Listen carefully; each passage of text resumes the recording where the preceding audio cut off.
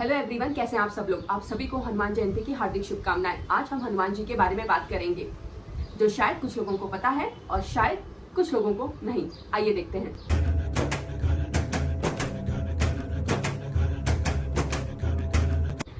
क्या आप ये जानते हैं कि हनुमान जी का जन्म कहाँ हुआ था? हनुमान जी का जन्म हम्पी सिटी के पास कर्नाटक में अंजनाद्री पर्वत है, वहां पर हुआ था। और मैं आपको बता दूं, हनुमान जी की माँ का नाम अंजना था और उनके फादर का नाम केसरी था। जी हाँ, उनके पिताजी का नाम केसरी था। ये बहुत सारे लोग नहीं जानते। बहुत सारे लोगों को लगता है कि हनुमान जी वायुपुत्र हैं। वायुपुत्र उनके कहने के पीछे मतलब ये है कि उनकी जो स्पीड है वो वायु की तरह है, हवा की तरह, जिसे कोई रोक नहीं सकता। सेकंड, जो उनके पेरेंट्स थे अंजना और जो केसरी थे, उन्हें काफी टाइम तक बेबी नहीं हो रहा था। तो उन्होंने भगवान शिव को खुश किया, प्रसन्न किया और भगवान शिव से उन्होंने आशीर्वाद के रूप में बेबी मांगा। तब भगवान शिव ने वायु से कहा कि वे अपना अंश अंजना के गर्भ में दे दे। इससे हनुमान जी को वायु पुत्र भी कहा जाता है। और फिर खुद स्वयं भगवान शिव हनुमान जी के रूप में इस धरती पर आए। हाँ, आपको मैं ये बता दूं कि हनुमान जी भगवान शिव का ही रूप है। जिस तरीके से कृष्ण या राम भगवान विष्णु के रूप है, उसी तरीके से हनुमान जी भगवान शिव के ही रूप है।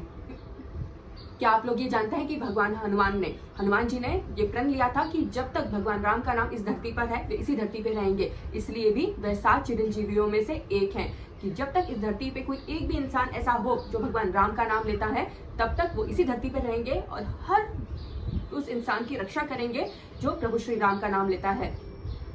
और क्या आप ये बात जानते हैं कि जब भी रामायण का पाठ होता है तो वहाँ पे एक पाठ या एक जगह खाली रखी जाती है, क्योंकि ये माना जाता है कि जहाँ भी भगवान राम का नाम हो रहा है, रामायण का पाठ हो रहा है, भगवान राम का नाम लिया जा रहा है, वहाँ भगवान हनुमान जी स्वयं आते हैं रामायण सुनने के लिए। क्या आप ये जानते हैं कि हनुमान जी की मूर्ति पर सिंदूर क्यों चढ़ाया जाता है? जब किसी को बहुत सारी तकलीफ होती है, स्पेशली शारीरिक पीड़ा, तो बहुत सारे एस्ट्रोलॉजर हनुमान जी पर सिंदूर चढ़ाने के लिए कहते हैं। इसकी वजह यह थी कि जब हनुमान जी ने माता सीता से कहा कि वह सिंदूर क्यों लगाती है और सिंदूर लगाते वक्त भगवान राम का स्मरण क्यों करती है, तब उन्होंने कहा कि सिंदूर लगाने से उनकी आयु बढ़ती है। और इस खुशी में भगवान हनुमान जी ने अपने पूरे शरीर को सिंदूर से रंग दिया। इसलिए जब भी किसी को शारीरिक तकलीफ बहुत होती है, उसे कहा जाता है कि वे हनुमान जी के मंदिर में जाकर उनके पूरी मूर्ति पर सिंदूर लगा दें। इससे भगवान हनुमान जी खुश होते हैं और उस इंसान की शारीरिक पीड़ा कम होती है। क्या आप ये जानते हैं कि हनुमान जी की पूजा करने वालों को स्वस्थता मिलती है, आरोग्य जीवन मिलता है, निरोगी काया मिलती है। शनि की 7.5 हो या अढ़ैया हो, ऐसे लोगों को बहुत रिलीफ मिलता है। क्या आप ये जानते हैं कि जिस तरीके से गणेश जी विघ्नहर्ता है, उसी तरीके से हनुमान जी संकट मोचन है। आपकी लाइफ में आने वाले हर संकट को वो हरते हैं। तो जो तकलीफ आनी थी वो आपको उतना कभी हार्म नहीं कर पाती जितना वो कर सकती थी।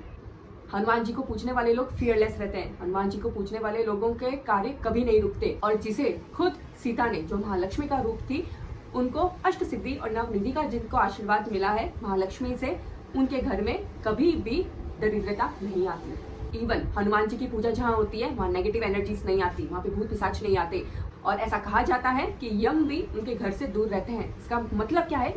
इसका ये मतलब है कि ऐसे घरों में जब डेथ होती है तो वो बहुत दुख पाके शारीरिक पीड़ा से उनकी आत्मा नहीं निकलती, यानी उन्हें भैरवी यातना नहीं सहन करनी पड़ती। हम सब जानते हैं कि भगवान कृष्ण ने गीता का ज्ञान अर्जुन को दिया, लेकिन अर्जुन के अलावा वहां पर अगर कोई और गीता का ज्ञान दे रहा था तो वे हनुमान जी थे। लेकिन क्या आप ये जानते हैं कि जब पूरा महाभारत का युद्ध खत्म हो गया और हनुमान जी ने भगवान कृष्ण से जाने की आज्ञा मांगी, तो उनके जाने के बाद जो अर्जुन का रथ था वो ध्वस्त होकर राख में मिल गया। तब भगवान कृष्ण ने कहा कि जब इतने बड़े बड़े योद्धा अर्जुन पे तीर चला रहे थे, उसके रथ पे तीर लग रहा था, तो उसका रथ वहीं खड़ा था क्योंकि हनुमान जी विराजमान थे। वह मेरा या तुम्हारा पराक्रम नहीं था। और भगवान कृष्ण खुद विष्णु का रूप है और हनुमान जी शिव का। तो जिस अर्जुन के साथ खुद विष्णु और शिव हो, वैसे भी उसे कौन हरा सकता था? चलिए, अगर आपसे कुछ बुद्धिजीवी ये पूछे क्या आपने हनुमान जी को देखा है या किसने हनुमान जी को देखा है, तो उनसे कहना कि हनुमान जी की पूजा बहुत जल्दी फलदायी होती है। भगवान आपको किसी ना किसी माध्यम से मैं हूँ ये एहसास दिला देते हैं। इसके अलावा हमारे देश में कुछ बड़े बड़े संत हुए हैं जिन्होंने खुद भगवान हनुमान जी के दर्शन किए हैं। जैसे 13th सेंचुरी में माधवाचार्य, 16th सेंचुरी में तुलसीदास जी, 17th सेंचुरी में श्री समर्थ रामदास और 17वीं सेंचुरी में ही राघवेंद्र स्वामी, ये ऐसे बड़े बड़े संत हुए हैं जिन्होंने अपनी किताब में ये बताया है कि उन्होंने खुद साक्षात हनुमान जी के दर्शन किए हैं। चलिए, आप क्या ये जानते हैं कि हनुमान जी के गुरु कौन थे? आप जानते हैं? तो हनुमान जी के गुरु थे सूर्यदेव। और क्या आप ये जानते हैं कि सूर्य नमस्कार किसने इन्वेंट किया? सूर्य नमस्कार खुद हनुमान जी ने इन्वेंट किया। जब हनुमान जी ने सूर्यदेव से पूछा कि उनको गुरु दक्षिणा में क्या चाहिए, तो जब सूर्यदेव ने कुछ नहीं कहा तो हनुमान जी ने उनके लिए कुछ प्रार्थनाएं की, कुछ आसन किए, जिसे आज हम सूर्य नमस्कार कहते हैं। सो नेक्स्ट टाइम कोई आपसे पूछे कि सूर्य नमस्कार किसने इन्वेंट किया, तो वह हनुमान जी ने किया, अपने गुरु को गुरु दक्षिणा दी। And last but not the list, बहुत कॉमन है और मोस्टली 90% हिंदू हनुमान चालीसा जानते हैं। तो ये हनुमान चालीसा किसने लिखी? ये हनुमान चालीसा लिखी तुलसीदास जी ने। और ये कब लिखी? जब उन्हें अकबर ने कुछ मिरेकल करने को कहा था और अकबर की जो ऑर्डर थे वे तुलसीदास जी ने मानने से इनकार कर दिए। तब अकबर ने उन्हें जेल में बंद कर दिया। कौन से जेल में बंद किया था? फतेहपुर सीकरी की जेल में बंद कर दिया था। 40 दिन जब तुलसीदास जी फतेहपुर सीकरी के जेल में बंद थे तो वह रोज एक दोहा लिखते थे। 40 दिन में वो चालीसा बनी और 40वें दिन जब वे बिना रुके चालीसा का जप करने लगे, हनुमान चालीसा का जाप करने लगे, तब बंदरों की सेना ने अकबर के महल में हमला बोल दिया और ऐसा सिनेरियो बना कि अकबर को तुलसीदास जी को छोड़ना पड़ा। सो ये हनुमान जयंती पे अगर आप किसी सिद्ध हनुमान मंदिर में दर्शन कर सकते हैं तो जरूर करिए, लेकिन इस हनुमान जयंती को यूं ही ना जाने दें। और जिन्हें भी शनि की 7.5 चल रही है या शनि की 2.5 चल रही है या किसी को भी शारीरिक पीड़ा है तो वह हनुमान जयंती के दिन से हनुमान जी की उपासना शुरू करें।